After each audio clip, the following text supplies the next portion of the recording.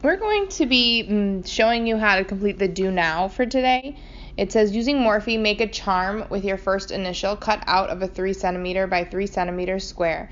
Attach a hole for the string to the top middle of the square. This hole should have a maximum diameter of 1 centimeter by 1 centimeter by 1 centimeter. The width of the charm should be 0.5 centimeters, and remember there are 10 millimeters in 1 centimeter. I'm going to start by opening up my Morphi app and starting a new project.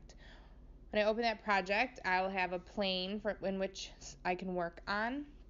And I'm going to start by adding a cube. I'm going to add that cube to get me that base of that 3 centimeters by 3 centimeters, and it should only be a half a centimeter tall as well. I can manipulate the size in a couple different ways. First, I need to make sure that I select my square or what object I'd like to work with, and I can use this feature, the little sliding bars, which I don't want to do, so I'm going to go ahead and hit undo. Or if I hit the plus minus on the bottom, I can go ahead and manipulate the size that way. Now, I can keep adding or subtracting the sizes, but I don't know how big it is. In order to see how big it is, that's when I'm going to go ahead and put my ruler. Alright, so if I go ahead and now manipulate it, the size changes. Right, so if I hit done, that's how big it would be, but I need it to be bigger, right? So I want it to be 30 millimeters by 30 millimeters, and then I want it to be a half a centimeter high, which is 5 millimeters. Okay, so we're going to have to do a little bit of conversion when we're doing this too.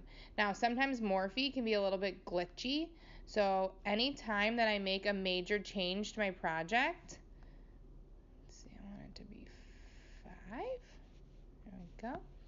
And then I said done, and now I have my thing to work with. Oh, apparently I accidentally made 2 boxes. So if you notice, I have a second box. Okay, I want to get rid of that, so I'm going to go ahead and delete that. Okay, so now I have my base. Now, like I said, Morphi can be a little bit glitchy, so every time I'm going to go out and save and then come back in anytime I make a major change. Because, like I said, it'll sometimes kick you out. So I want to go ahead and put my initial in there. I'm going to do my last name, which is an S. And now you'll notice when I hit the S, I can't see it. So I'm going to go ahead and click, and if I move, it allows that to change. Now, when I want to make sure, when I click both of them, they'll both be highlighted. You'll see some of these sidebars. I don't want that. I want to just work with the S right now. So I'm going to go ahead and hit just the S. If I want to change the size, I can go back and I can manipulate the size. For this activity, I didn't give you a size stipulation, so I don't overly care the size. But your height of your letter should be bigger than the height of your 3 centimeter by 3 centimeter base, because we're going to cut out the letter S. So once I do that, I'm going to go to view and I'm going to go to top, and it's going to give me a top view of what I want, and I want to move that S to where I want it in my project. Now, I want to move it. I can move it to the bottom, the top, the side. You can always go back to home, which gives you this view, and top, which gives you a top view. So I'm going to move my S to wherever I feel like I want it. Maybe I want it in the corner. Maybe I want it in the bottom, in the middle. It doesn't really matter. I'll put mine over here in the corner. Okay. Now, I want to cut out that S. I need to make sure that the S goes all the way through the base. So that's why so you'll have to make sure that you move up and down accordingly. So see how that S moves itself all the way through that base? And I need to do that because I want to make sure that the cutout goes all the way through. If I didn't have it go all the way through, then the cutout probably wouldn't go all the way through. It's going to cut out wherever you tell it to cut it out. So now I want to subtract my S. So I'm going to make sure that just my S is highlighted, and I'm going to go ahead to that middle tab and I'm going to hit subtract, and when I hit subtract now, you'll see that that S is subtracted. Since I did a major change, I'm going to go ahead and save again, and then I'm going to come back into my project. Alright, so now I have my S, I have it cut out, and I have to add the top little hole, right? It says you should have a hole to hold the string with a maximum diameter of 1 centimeter. So I'm going to pick that hole. I'm going to move it over so I can see it a little bit. And then I'm going to go ahead and change its size. Now you can use that scroll feature again as well, but I'm going to go ahead and use this, and I'm going to have to turn my ruler back on because I want the diameter to be 10 millimeters, right? 1 centimeter. And if I look at it, I didn't give you so it says maximum of 1, so I'm going to go 9.9. And then I'm going to go ahead and change the thickness. And I'm going to have to play around with that a little bit. There, now I think I can get to 10. Okay. So once I get where I want, I'm going to hit done. Color doesn't matter because the color is going to change. The color will be wherever you print it, however we print it.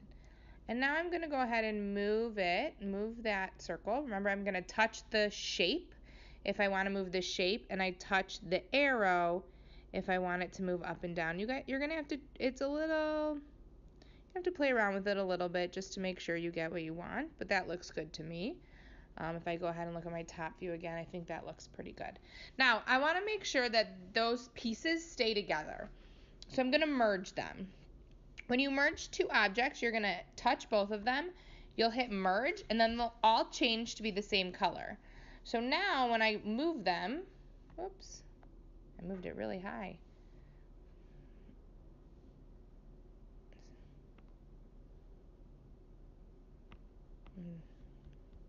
I'll go ahead and undo that, redo. There we go. So now when I go ahead and move it, okay, you'll see it all moves together as one piece. Now, what just happened brings me to a different point. Before you export your project, you need to make sure that you hit select all. So if I were to accidentally say, okay, I want this, and I were to move that like all the way over there and say, see, it's not on my plane anymore, so it doesn't matter, right? I just want to export this. When I go to export the STL file, this piece over there still comes up onto the STL file. When you go to import it onto your print bed, you're going to get an error. And that error, I have an example of what that error looks like. And that error will allow you to not print your project. It's going to tell you need to resize it, and then when you resize it, it's going to resize too small, and then you won't be able to print, and it'll be a mess. So before you export, you're going to go up to that middle tab again. You're going to hit select all, and when you hit select all, it's going to show all the things that you have on your print bed. So right now I have that letter S, but I also have that random shape over there, and I can see that if I take my two fingers and I pinch out, I can see that I have two things. So I want to get rid of one of those two things. So when I see it, I'm going to try and touch it. Once I touch it, I hit delete, and now when I hit select all, it just shows me the one thing that I have. Then I'm going to go ahead and save because I'm happy with it, right? It's going to bring me back to this main screen. I'll hit the little arrow. It says send STL. You're going to send STL in an email. You're going to email it to wlmakerbot@kcsd96.org. You're going to change it to the subject to be your name.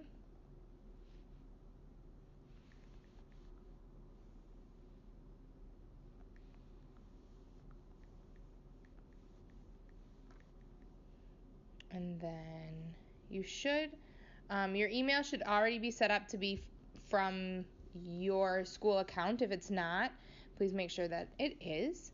And then you'll go ahead and hit send, and it says that the mail was sent. And then it sends it right to the printers in the tech lab, which we will show you how to print another time.